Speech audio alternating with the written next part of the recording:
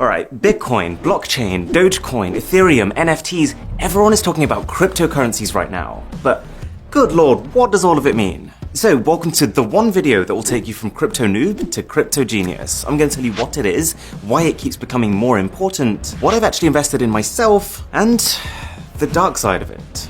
Okay, so when society was in its early stages, there was no such thing as money. We'll call this stage one. The only way to buy something off someone was to go up to them and be like, oh, I really like your horse. I'll trade you my cat for it. Sorry, Milo. I'd never trade you. But the issue with a system like that is that even though you might be perfectly happy to give up your horse, you just might not want a cat. So that trade will never happen. But that's where currency came in. Stage 2, coins, which, because they were made of precious materials like gold and silver, everyone just accepted that they were worth something. You've heard of the British pound, right? Well, the reason they're called pounds is because £1 literally just used to be £1 of silver. And so all of a sudden in a trade, it doesn't matter if you don't want my cat. As long as I have coins, we can still trade for your horse. Even if you have no use at all for the silver, because it's a precious material, you have that reassurance that you can take that coin, give it to someone else, and trade for something that you do want. Convenient, right? But then this evolved to stage 3. As banks became established and governments had control, we realized that as long as there was trust in the system, we could move away from needing to carry blocks of precious metal towards something even more convenient. Paper money. It does the same thing, but now the money doesn't have value because it's made of pure silver, it just has value because the government says it has value. Like this £10 note here in the UK, the note itself is just made of, well, it's actually made of plastic. They changed it recently because it's more durable. But if you look closer, you can see that all this actually is the Bank of England promising that they will pay the bearer of this note £10. Really, this is just a receipt, a kind of proof that you own a certain amount of money. But as technology has improved even further, we found even more convenient ways of storing and trading our stuff.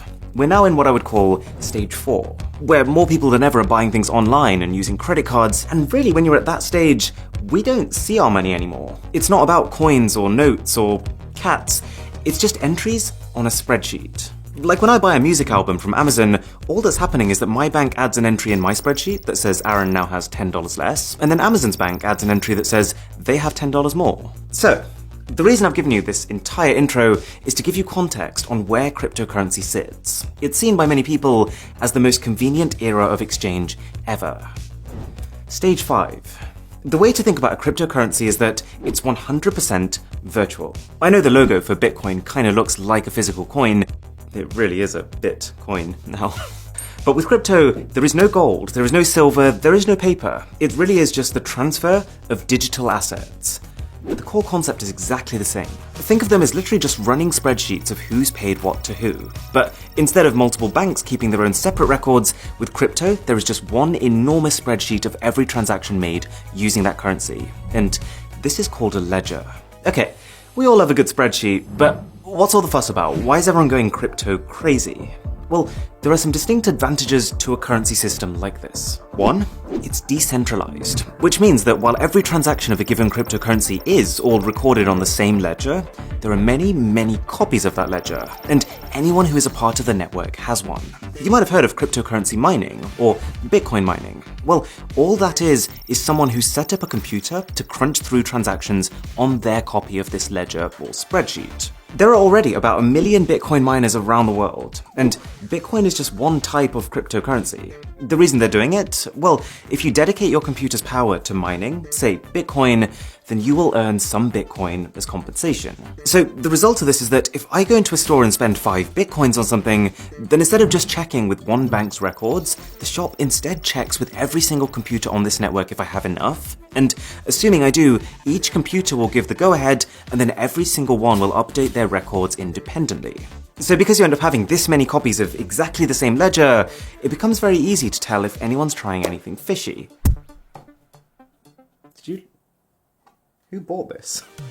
Like if I try to hack into someone's computer that's on the network and give myself more money by adjusting figures on their copy of the ledger, it's not going to get through. The system will realize that 99.9% of the copies on the ledger are saying one thing, but one of them is saying something else, so must have been tampered with. There's very clear organization to the system, and I think people believe in it because they see the future as open, traceable transactions. Much more so than having like some bits of the record over here and other bits over there.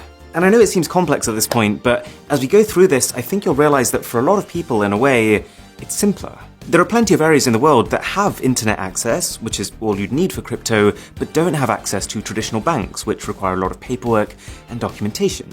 2, and I've kind of implied this already, but the main perk of crypto is that you don't need banks anymore. Because everything is stored by the people on this ledger, you can make international payments almost instantly instead of it taking half a day with no spending limits. Plus, you don't need to worry about exchange rates, you don't need to worry about interest rates, and even transaction fees are close to zero. For some cryptocurrencies, that is. But this is where the real fun begins. Fun at parties, I promise.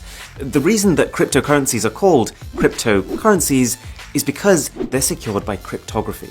And one example of this, which a lot of the major cryptocurrencies like Bitcoin use, is blockchain. Now, people often get confused by this. Blockchain is not Bitcoin. Blockchain is not a currency itself. Blockchain is just a secure type of ledger. So you know that big spreadsheet that everyone has that's recording transactions? Blockchain is just a way of organizing it, funnily enough, into blocks. So every time I pay for something with Bitcoin, that transaction is recorded as a block. Each block contains transaction data, like who was paid and how much, a hash, which is a unique identifier, and the hash of the previous block in the sequence, or the last transaction that was recorded. And the pivot on which this system rests is that if something in a block is changed, then that block's hash will change. You might be starting to see where this is going. Because each block also contains the data of the previous block, if the hash of the block here changes, then the next block will no longer have a matching hash with it, and so every subsequent block after that one becomes invalid. So if you combine this with what we talked about earlier, this whole idea of a million different users all having their own copy of the blockchain ledger, then if I wanted to fraudulently create a transaction that, say, paid me money, I'd have to not just tamper with a block and every single block after it, but I'd also have to do this on at least 500,000 computers around the world, so that the majority of computers in the system are also consistent with the one I've tampered with. Probably not gonna happen. Whereas just hacking into someone's dollar account and sending myself money, that does happen. And it's sometimes as simple as just literally guessing someone's 6-digit PIN. But there's a massive jump between that and trying to hack into 500,000 uncorrelated computers at once. Okay, so cryptocurrencies have their issues. I'm literally going to get to them in a minute, but hopefully you can see why some people are excited about them. And that brings me on to investments. You've probably heard of people putting money into cryptocurrencies, and all that means is that they're exchanging normal currencies, like dollars, for cryptos, like Bitcoin. They're hoping that those cryptocurrencies become the next big thing, and therefore suddenly shoot up in value, at which point they can then either spend them, or just exchange them back for more dollars than they bought them for. There's actually a term for cryptocurrencies that skyrocket like this, going to the moon, or mooning, but that can mean something very different depending on who you talk to. But the one decision that someone would have to make at this point is, which cryptocurrency? Because we've talked about Bitcoin, but Bitcoin is just one of over 4,000 different cryptos already, and each of them have different properties. For example, Ethereum, which is the second most invested in, can process transactions even faster than Bitcoin. There's one called Cardano, which is considered to be technologically superior. There's one called Litecoin, which has a newer algorithm. And if you are enjoying this video, then a sub to the channel would be delightful. So let me show you what I've done, and disclaimer, this is not in any way at all financial advice. I'm not recommending this, I've literally only put in a small amount of money that I am comfortable losing, and to be honest, the way I'm seeing it is more as an optimistic gamble as opposed to a strategic investment. The only thing that you absolutely should buy is one of these hats. Best purchase I've ever made. That is financial advice. So I've put 40% in Ethereum, 20% in Polygon, 20% in Cardano, 10% in Cartesi, and 10% in Litecoin. And this portfolio has basically gone up and then down, and then up and then down. And then, honestly, you probably get more consistency from Wish.com. So crypto is in a pretty weird place right now. And this brings me on to its problems. The dark side. One of the main ones is exactly this. The reason I think a lot of people don't take crypto seriously is its volatility. Because these currencies are so new and they're completely digital, unlike, say, the market for gold, no one really knows what they should be worth. And so you find that crypto prices are quite heavily speculative. They're tied to the news cycle. Like when a glowing article comes out about them, prices spiral upwards, but then when Elon Musk posts a tweet that puts them down, they go way down. 2 is the fact that they're not really accepted as a form of payment in well, most places. Like, yes, I can now book holidays with crypto, I can donate to Wikipedia with crypto, but there's been a lot of companies who are pretty back and forth with it. Microsoft, Tesla, even Burger King are examples of companies who said they were going to accept Bitcoin, and then they said they weren't going to accept Bitcoin. 3. There can be an environmental concern. See, the whole reason why a lot of these cryptos are so secure is because of this concept of transactions being verified many times by many computers. So I think it's a fair criticism that in itself creates a fundamental inefficiency. That much computing power requires a lot of electricity. But at the same time, you could counter this by saying that traditional banking uses more electricity, that there are newer coins with better technology that are more efficient, and that one day we'll be able to get that electricity from renewable sources.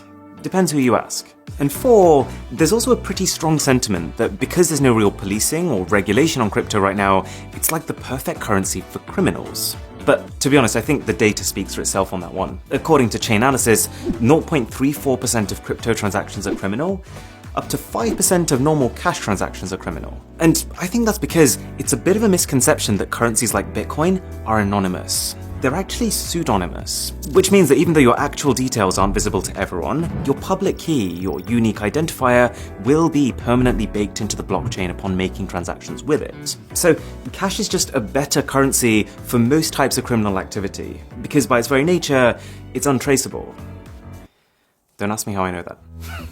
But as well as the negatives, there are also just some straight up odd things that have come about because of crypto. For example, you might have heard of an NFT, a non-fungible token. If you haven't, you might want to take a seat for this one. I don't want to call it stupid, but this one's a head scratcher.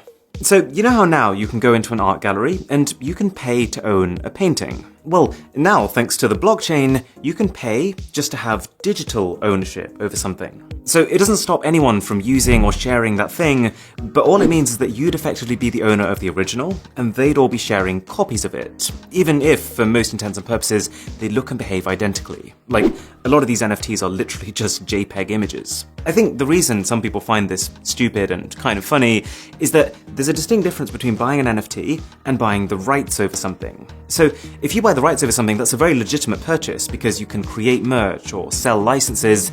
With an NFT, you can't. The original owner still has all the reproduction rights over that piece. All it is that you're using the blockchain to prove that you have some ownership over that asset. But clearly, just being able to say that has some value, because an NFT of this Gucci ghost sold for $3,600. The CEO of Twitter, Jack Dorsey, he sold the first tweet he ever made as an NFT for $2.9 million. 5 words! I could do that. Any takers? And this one just blows my mind. This photo, which is basically an overview of one guy's pieces of art, sold for $69 million. Very nice. To clarify, this literally just gives the buyer some digital ownership over a JPEG image. And finally, you might have heard of Dogecoin. Dogecoin is based on the same tech as Litecoin, but it was created as a joke. People started sharing it and putting a bit of money into it because they thought it was funny, but that propelled its value to the point where now we have people who have actually become millionaires just because they bought Dogecoin when it was cheap. It's an interesting world out there. If you did find this useful, then do consider sharing it with a friend or family member who could benefit. I would really appreciate it. And for my best phones of 2021, click here. For an Instagram story that crashes your phone, click here. My name is Aaron, this is Mr. Who's the Boss, and I'll catch you in the next one.